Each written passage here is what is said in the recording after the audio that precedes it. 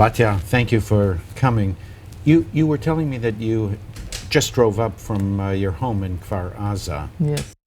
Was that the first time you went back? Yes, it's the first time. It's about 5 weeks after we go out from the kibbutz, and today is the day I decide that I must go and see what happened. And in effect, you said goodbye to your previous life and to your home. Yes. What did you see there? I saw the place that I love, almost the thing that I love in the world. This is the place I live about 50 years. My children were born there and they raised in Kfar Aza. I saw my really house that I built during the years that I love so much, and I thought this is the place I'll stay now when I retired and live a good life with a good community. And I saw my house that is not destroyed, is still stand with shooting and all of this, but not destroyed. But I know that I can't go back. At least 3 years. Mm-hmm. Maybe after, I don't know what happened. But for the 3 years from now, I have no home and have no house. I don't know how much community I have, because we are spread all over the country. Mm-hmm. You were showing me you have a Yes. tattoo. Could you just show? That's your house? This is my house. Now this is my house. Your house is on your arm now. Yeah, on Yeah. my body. Yeah. Yes. Can you describe to us what happened on the morning of October 7th?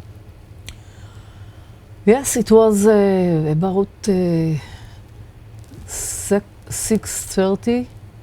We heard a very big noise, and You were asleep at the time? So that woke you up? Yes, it's a wake up. And I said to my husband, you know, a missile go to Tel Aviv.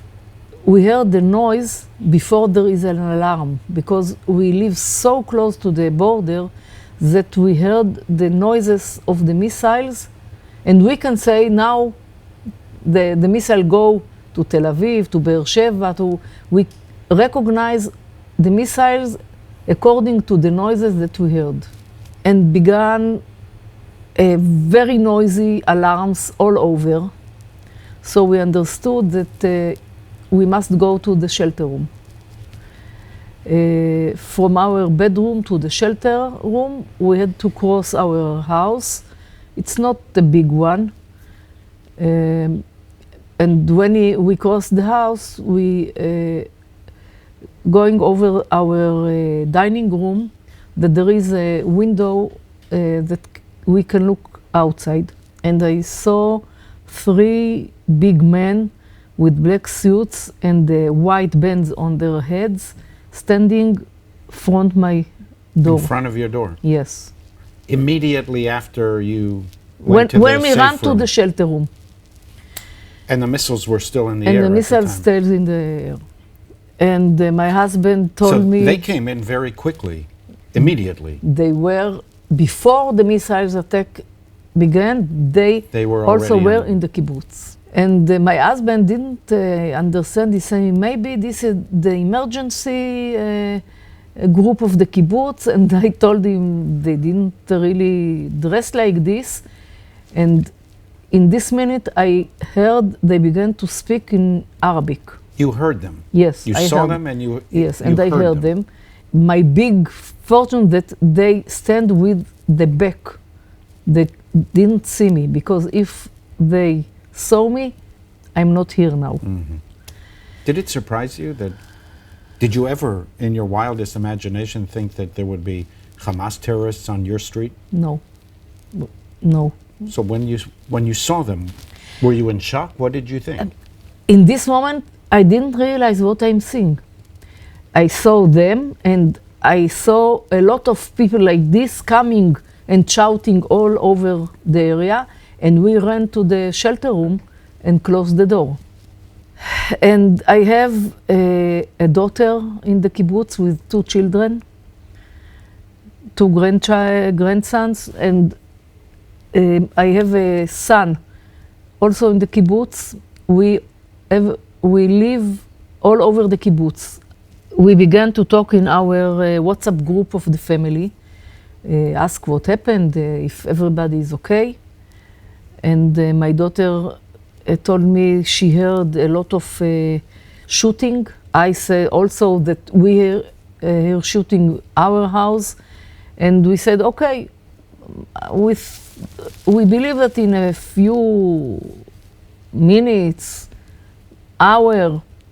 the army will come and everything, it will be okay. That was the plan. If something ever happened on the kibbutz, hold on for 5 minutes, 7 minutes, and the army would appear. Yes, this is what they promised us all over the years. From 2014, after Tzuk Eitan, and this was the promise, that the army is with us. WhatsApp group of the kibbutz, that people began shouting, please come and save us because they kill us. They burned our house.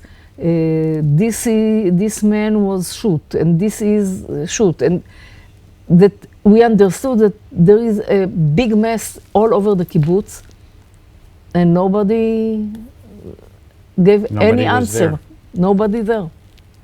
They burned the house. That was their plan, was to burn the houses.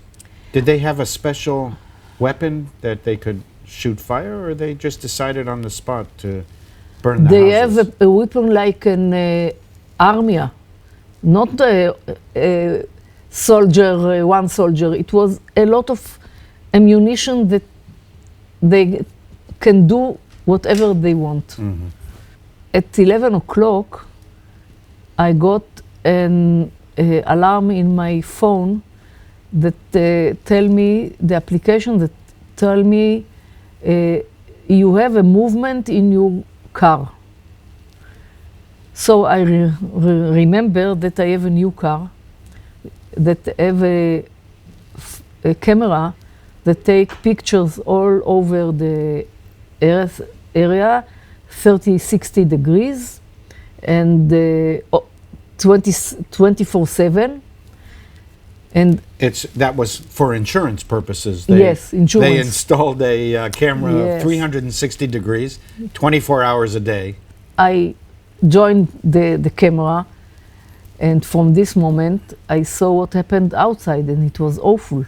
I saw in the camera of my car that a group of terrorists with a lot of ammunition going through the house of my neighbor. Now at 5:30 afternoon, there is a soldier in the kibbutz. I have a phone number of one of the commanders. I phone him and tell him, please, you must send soldiers here because there is a group of terrorists that are going to kill our neighbors. I send him the picture from the car. So I send it, and I saw in the camera, but it became darkness. It's less and less that I can see, but I heard that is a big war outside. And suddenly it became silent, and that's it. 5 o'clock on Sunday morning, we heard somebody knock our door, but we didn't answer. They knock again and again, and we didn't answer. So we heard that open the door. People come to our house, and they shouting, somebody home, this is the army. And we didn't answer yet. It was obviously in Hebrew. They were speaking Yes, Hebrew. yes, but we know that the terrorists also do it. With authentic Hebrew. Israeli accents. Yes. So they repeat somebody home, we are the soldier, we are the army. So I asked them, what army are you? And they told me, we are Givati. And they said, please open your shelter room. And I said to my husband, you know, if they ask us to open and they didn't open by themselves, maybe this is the army. So we will open. You could lock the shelter from the inside? There is no way to lock it. You know, shelter room built that somebody can open it from outside.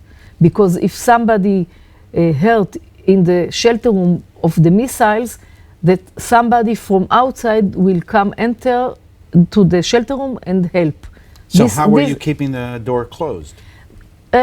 You just held it? Yes, but it's not a lock that nobody can open it. So we opened the door, we saw the soldiers, and they tell us, please go out, there is no time to take nothing, we must go. And so this was 24 hours later, essentially. Yes, yes. And you were, this whole time you were in the shelter? Yes. Without food? Without food, without water, without restroom, with nothing. And they told us, please go to the bus and go out of this area. And I tell them that I'm not going out until my daughter and my grandchildren and my son will come also. She had 2 little children that if something happened to her, they don't know how to survive. So please go and see what happened to her. You told me that you just returned from the United States. I imagine that you saw and were aware of all the anti-Israel protests. How does that make you feel? It's not surprised me. I know that the anti-Semitism all over the world is bigger and bigger. And you know what the Jewish people in this place said? You know, we need us. We need you at least as you need us. You know that without Israel, we have no chance to live here. Israel is our safe... it's a safe room. The safe room.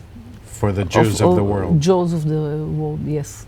There were many people in Kfar Aza yes, who were peace activists. Yes. And you too. I'm too.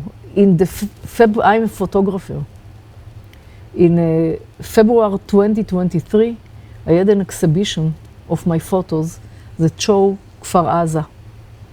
And I invited a photographer from Gaza, joined me to this exhibition.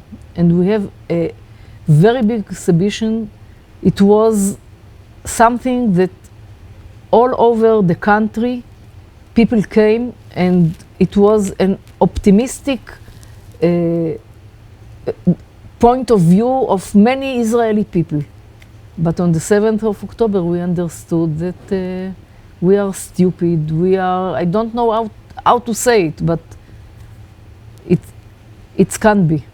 And many people that said, even me, that there is not everybody in Gaza is terrorist.